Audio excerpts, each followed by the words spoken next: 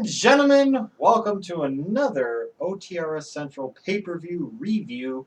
And I guess the ultimate question for us after this pay-per-view, it's called Payback. The ultimate question is, are we demanding that the WWE pay us back for having watched this show? Where's Mike at? Oh, I think he's finishing up. Finishing up what? Getting on to the whole fucking show. Sounds about right. Let's get this review started. You could have almost called this Night of Champions because every single belt, all 6 WWE titles were being defended at this pay-per-view. Props to WWE for that. That's 3 plus 3. Yes, I almost screwed it up too. Been hanging around you too long. All right, so and out of those 6 title matches, we had 3 belts actually change hands, and we got this ball rolling right away at the beginning of the show with the IC title match, the triple threat with Axel and Miz and Barrett. Hey, in general, this is a solid opener to a pay-per-view about what you would expect out of this. And fantastic match here. Yes, I enjoyed it a lot. Fantastic. Fantastic, because the right guy won. Did he win in the right way?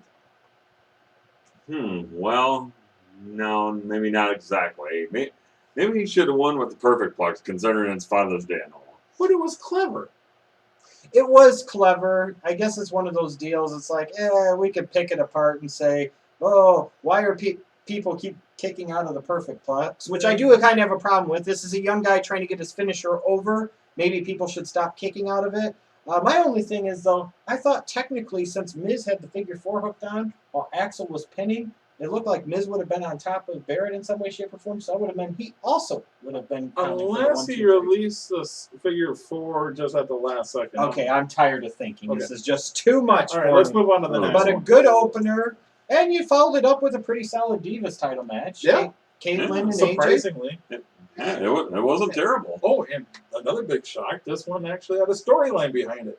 Yeah, and that was a good thing about this show, too, heading into it. While my excitement level wasn't tremendous for it, at least you could say the title matches, even the mid-card and less important titles, they all had a purpose and a reason for being on the show. They weren't just thrown on there because it was Night of Champions and they had Which is rare for the WWE, but this time they did it. This was a good showcase. I like how they kind of played off the thing where Caitlyn clearly had AJ beat, but she got caught up in the moment. She went a little too far, and AJ ended up beating her, and this was a good Divas match. I wish we had more Divas matches and more Divas storylines. I don't like AJ Lee's character, but this was pretty good. Yep, agreed. And then we had one more title change here, and this was really a big shock, and I'm assuming this would piss off a lot of people. Maybe for you it was shocking. I picked this one. You actually picked You actually picked this? Yes, I picked it. Didn't you guys watch the match and with me? And I said, okay, it's time for Ziggler to lose. Yeah, after the match was over. No, it was not. Anyway. I don't know. Here's my thing. This is, correct me if I'm wrong, this is Dolph Ziggler's first pay-per-view as champion. Yeah. So they're trying to play off of the concussion thing still, right? Yep. Right. Which technically he should have already been medically cleared and was medically cleared to compete, right? And also technically he should have been stripped of the title because he hadn't defended it in 30 days. So we decide to make him look like a legit main event type guy by having him lose his first major title defense on pay-per-view. And do it in a way that made him look like kind of a chump bitch to ADR, frankly. Well, yeah. But, it was interesting, though, in the fact that ADR ended up, by the end of the match, maybe even turning heel, and then maybe this is Ziggler's face change. So it's kind of interesting the way that they pulled that off. How do you feel about this, Mark? Are you okay with them kind of making Ziggler look bad like this if it helped facilitate a babyface turn, or do you think they did a lot of damage to the character here, or am I overthinking it, or what? Well, you might be overthinking it a little bit, but I think if they're going to go in this direction, I think it's a good way to make him look sympathetic. Yeah. Which is something, to be fair, that they aren't able to do with a lot of their baby faces in WWE. So maybe actually having a guy get sympathy. And the one thing that this will do is it will make Dolph Ziggler look very tough. Yes. Because, if you've ever had a concussion, I've had one before, it's not fun. And to demonstrate him taking this abuse, on the one hand, you can say it makes him look kind of weak. On the other hand, it makes him look very tough. And, like you said, sympathetic. As a result, facilitates a very easy but necessary, I think, babyface turn. Yep. And if they ended up making this match to where it's a double switch. And the shit ADR did afterwards was classic. Yeah. One more time for Philadelphia. Yeah. Exactly. Whether that was planned or that was an audible, that shit was fantastic. But, ADR being the world heavyweight champion, but the possibility of having a double switch being executed here, that's something we really didn't see coming. WWE surprised us on that one. Nice to see you can make it back after the whole RVD thing. Not talking about that now. Are you satisfied now? We'll talk about it in a little bit. All right. Well, let's talk about the two matches that had the Shield in it. First, we'll discuss the U.S. title match with Kane and Dean Ambrose. I personally thought that this was a good match. However, I wanted more of a conclusion to it rather than have it end in a countout. Right, we get the Curtis Axel style win of, oh, he's DQ'd, so you keep the belt. But honestly, this match, Ambrose went out there and put on a great show. Kane can pretty much work with anybody. I just wonder if this match would have been better, like, say, when Kane was younger. Just imagine how much more this match would have meant, how much more I would have believed that Kane might have won the belt, because at this point, does he really need it? No, he doesn't, especially the U.S. belt. But overall, it was a good match. Oh, yeah, I agree. Fantastic. I loved it. I don't necessarily agree about the tag match that was later on in the evening. Yeah, that one kind of left a lot to be desired. I mean, yes, Daniel Bryan went out there, put on a great show, and it was a decent match, but... Yeah, I mean, we keep getting this idea that Daniel Bryan might turn heel, but nothing really... Or, at the very least, Orton, who needs to turn heel. I'm sorry, he really needs to turn heel. But no, we get Daniel Bryan getting pinned, doing the job, because hell no, Randy Orton's not doing it. Nope, and it kind of just left everything open-ended. This match was... The Shield retains, but it just kind of... It was okay. It was just kind of there, though. Nothing really exciting. For the people, the fine, fine people of Chicago, or Rosemount, if you will, there was really only one main event match. The match that they came to see the most tonight, that was Chris Jericho versus a returning CM Punk. He did actually show up.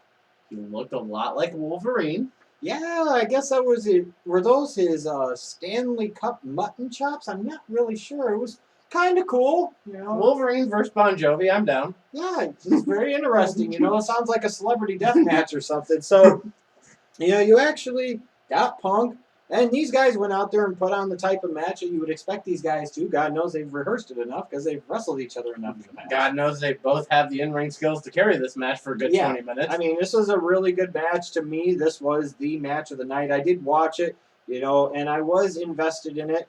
And to be fair, we joke about them wrestling all the time. They didn't wrestle that many times. It's just that we have seen them wrestle a couple of times before. And it's been recent. This was a very good match. They were teasing some distractions, some interruptions by Paul Heyman. The one thing here, you have Chris Jericho end up losing. I guess that shouldn't have ultimately been a great shock, even though it was to me a little bit. It was to me as well. I mean, where do you go with CM Punk's character from here? That's the only question I really have. And at some point in time, you had Punk was gone for 2 months. Jericho was actively wrestling. So why not? Jericho's already lost to him twice. Why not have CM Punk lose to Chris Jericho? And were you left at least a little disappointed, maybe, that we really didn't get much of anything happen here? It was just... I kind of hoped for maybe a promo or something. I mean, it's obvious that Punk can't stay heel. I'm sorry. The reaction he was getting and the way he was reacting to the fans, it was not a heel move. No, this is not a guy that should be heel at this stage of his career, flat out, period. And, it's not just because he was in Chicago. He gets a really strong babyface reaction when he's supposed to be working heel. So are they trying to save this for Raw? Is this starting to be a company that is using the pay-per-views as an excuse to get you to tune back into Raw? Seems kind of backwards to me. But I was a little surprised. Really good match of the night, and all that other jazz. But whereas the World Heavyweight Championship match did produce surprises, sadly, if this did produce a surprise, it was a surprise in terms of disappointment of Punk actually winning, and then nothing else really. No follow-up at all. Surprising no one, the main event, John Cena versus Ryback, 3 stages of hell. The first stage, a lumberjack match, featuring guys that don't get featured on Raw that much. So mainly this was a Alex Riley main event for me. And when it came to blows outside the ring, he was in the fray, and it was awesome to see that. John Cena jumping into the crowd of guys. Apparently, he has the strength and the power to knock down 20 guys all at once. That was funny. So Yeah. Ryback gets the first pin. Guess we know where it's going from there. Take it away.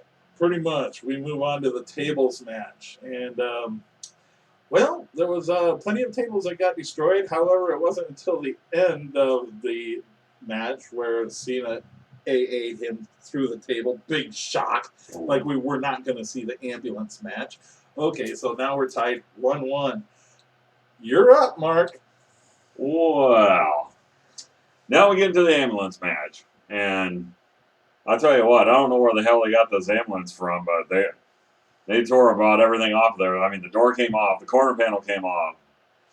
And They don't know how and you know what? I prepared myself for this. I mean, Ryback goes right through the freaking roof of the ambulance, and you know who wins? Super Cena himself. As if he didn't think he was gonna win. I like the fact that there was like a symbol on the ambulance right on the top where Cena had to throw Ryback through. So that was good that John Cena knew exactly where to throw him. Oh my god. Yeah. They really need to figure out how to make these ambulances a lot better there in Chicago because the fender came off, the bumper nearly came off, the door just came flying off. It looked like an ice cream truck after it was done. Now we're going to need a new Ryback to feed to Cena, so who's up next? So now the time has come for final thoughts. Let's go in kind of a half circle jerk here. We'll start with you. I know this had to be a glorious night for you. Big stunning returns coming at Money in the Bank. Go.